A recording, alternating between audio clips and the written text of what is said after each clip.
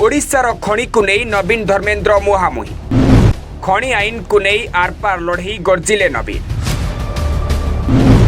को अभियोग को धर्मेंद्र काउंटर।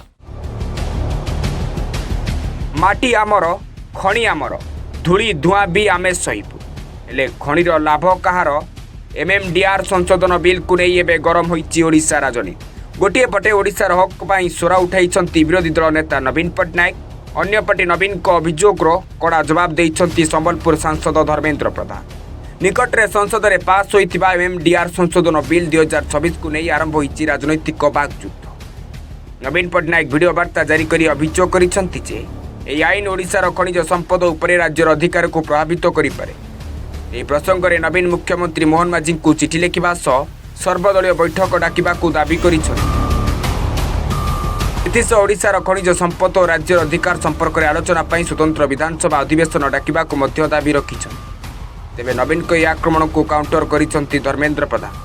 तांको जुक्ति हेउची एमएमडीआर संशोधन द्वारा ओडिशार राजस्व मिलिबो नाही बर नीलाम प्रीमियम रियलिटी एवं डीएमएफ रु मिलुथिबा अर्थ राज्य को मिलियो बोली बीजेपी पक्षरु कुआ जायछि। बीजेपी आहुरी दाबी करिछि जे 2014 पूर्व ओडिशार खणी राजस्व प्राय 5000 कोटी टंका थिला। परे खणी नीलाम व्यवस्था लागू हेबा परे ए राजस्व रे बड़ वृद्धि घटिथिबा नै दल दाबी करिछि। या सहित राज्यर ऋण भार को नहीं मध्य बीजेपी नवीन सरकार को प्रश्न करिछि।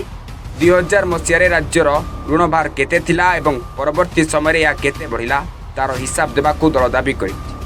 फल खणी को नहीं एवं दुई प्रमुख राजनीतिक शिविर मुहामुही। गोटे पटे नवीन को ओडिशार हक्र नारा अन्य पटे बीजेपी राजस्वर हिसाब। तेज प्रकृत प्रश्न होउछि एमएमडीआर संशोधन बिल ओडिशा पई आशीर्वाद ना अभिशाप। राज्यर खनिज संपद को ओडिशार लाभ आहुरी बढ़िबो ना राज्यर अधिकार प्रभावित हेबो। Report last.